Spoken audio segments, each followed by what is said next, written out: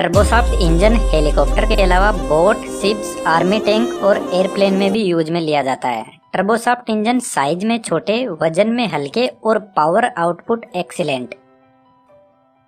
Airplane का engine turbofan engine होता है जिसकी वर्किंग सेम है लेकिन यूज इसके ऑपोजिट है, जो आपको आगे समझ में आ जाएगा।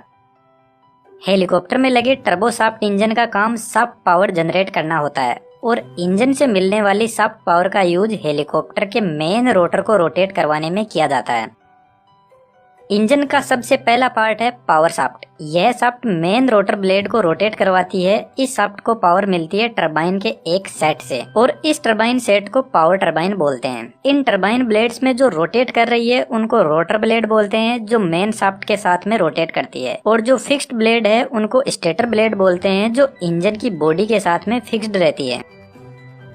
टरबाइन ब्लेड को करीब से देखें तो यह एयरफॉइल प्रिंसिपल को फॉलो करती है। ब्लेड एक तरफ एयर का हाई प्रेशर क्रिएट करती है, दूसरी तरफ लो प्रेशर, जिससे ब्लेड हाई प्रेशर से लो प्रेशर साइड में आगे की तरफ बढ़ेगी। स्टेटर ब्लेड एयर फ्लो को सही से गाइड करने के लिए होती है ताकि रोटर ब्लेड को प्रॉपर एयर मिल सके और वह मैक्सिमम पावर जनरेट कर सके। अब देखते हैं कि इस टरबाइन सेट को गैस कहाँ से मिलती है रोटेट करने के लिए।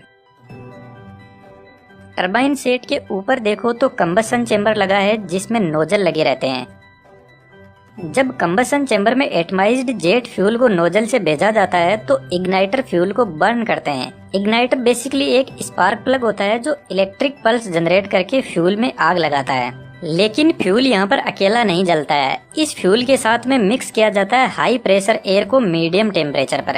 अब हाई प्रेशर एयर इस चेंबर में पहुंचाने के लिए यूज किया जाता है कंप्रेसर का। कंप्रेसर और टरबाइन देखने में एक ही जैसे लगते हैं, लेकिन कंप्रेसर का काम होता है एयर को कंप्रेस करना और उसका टेम्परेचर इंक्रीज करना, जबकि टरबाइन आउटपुट शाफ्ट से जुड़ा रहता है जो शाफ्ट को रोटेट करवाता है।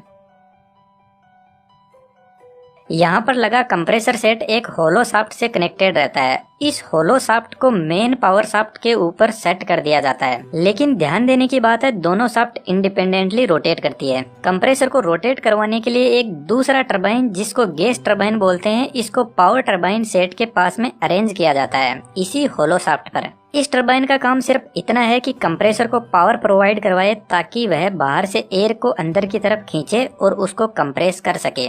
यहाँ पर आप देख रहे हो कि दोनों टरबाइन सेट इंडिपेंडेंटली अलग अलग डायरेक्शन में रोटेट कर रहे हैं। अब देखते हैं हेलीकॉप्टर को जब स्टार्ट किया जाता है तो यह मैकेनिज्म कैसे काम करता है। सबसे पहले हेलीकॉप्टर के अंदर बैठा पायलट फ्यूल को इग्नाइट करके रखता है। जब फ्यूल इग्नाइट होता है तो रैपिडली एक्सपेंड करता है, एक तरीके से यहाँ पर धमाका होता है। देन फ्यूल पहुंचता है गैस टरबाइन के पास में। गैस टरबाइन रोटेट करने लगेगा जिससे कंप्रेसर भी साथ में रोटेट करने लग जाएगा और कंप्रेसर बाहर से हवा को अंदर की तरफ खींचेगा और उसका pressure, temperature and velocity increase करके कंबसन चेंबर तक पहुंचाएगा। जब तक कंप्रेसर की एयर कंबसन चेंबर में नहीं पहुंच जाती तब तक पायलट फ्यूल को कंटिन्यूसली जलाकर रखता है।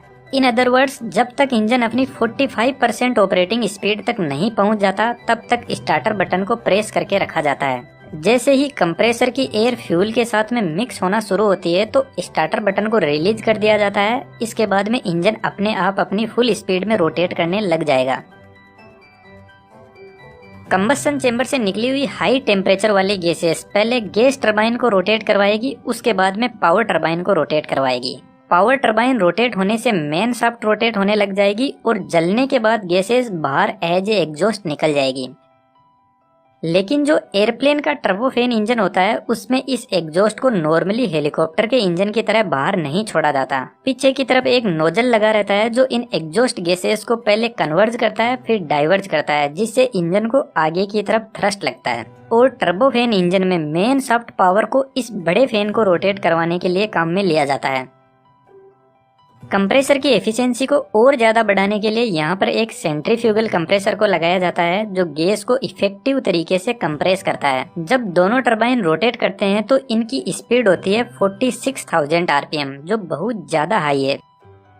इसके लिए पावर शाफ्ट पर एक रिडक्शन गियर सिस्टम लगाया जाता है जो इसकी स्पीड को 6,000 आरपीएम तक रिड्यूस कर देता है और इस स्पीड को मेन रोटर ब्लेड को दिया जाता है और साथ में टेल रोटर को भी।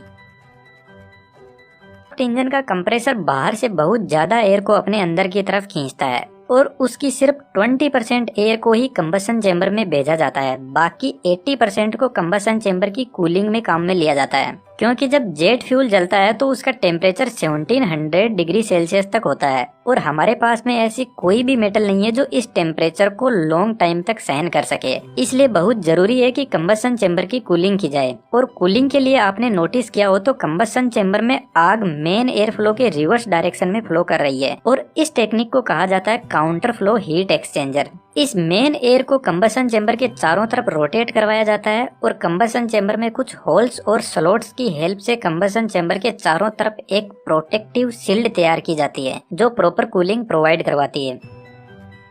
टर्बोशाफ्ट इंजन की एक बहुत बड़ी प्रॉब्लम है, इंजन में इन दोनों टरबाइन सेट को अलग अलग डायरेक्शन में रोटेट करवाना एक मजबूरी जैसा है, क्योंकि यदि ऐसा नहीं हुआ तो यहाँ पर जायरोस्कोपिक इफेक्ट पिक्चर में आ जाएगा जो हेलीकॉप्टर को आगे नहीं बढ़ने देगा।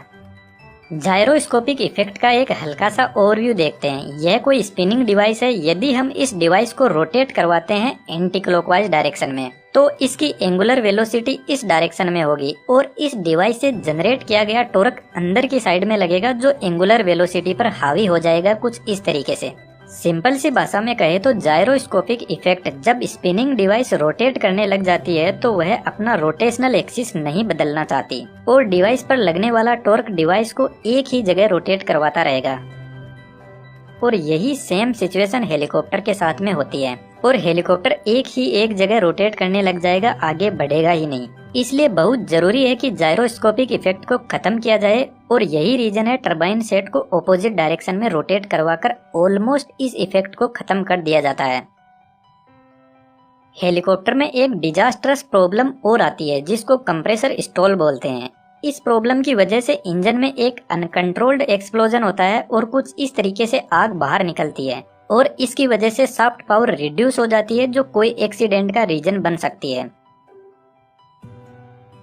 इस प्रॉब्लम के पीछे कुछ रीजन हो सकता है। कंप्रेसर के सामने कोई बर्ड आ जाए, इसके अलावा कंप्रेसर के अंदर प्रॉपर एयर फ्लो ना हो तो भी ऐसी सिचुएशन क्रिएट हो जाती है। कंप्रेसर स्टॉल ही एक ऐसी प्रॉब्लम है जिसकी वजह से बड़े बड़े एयरप्लेन धराशायी हो जाते हैं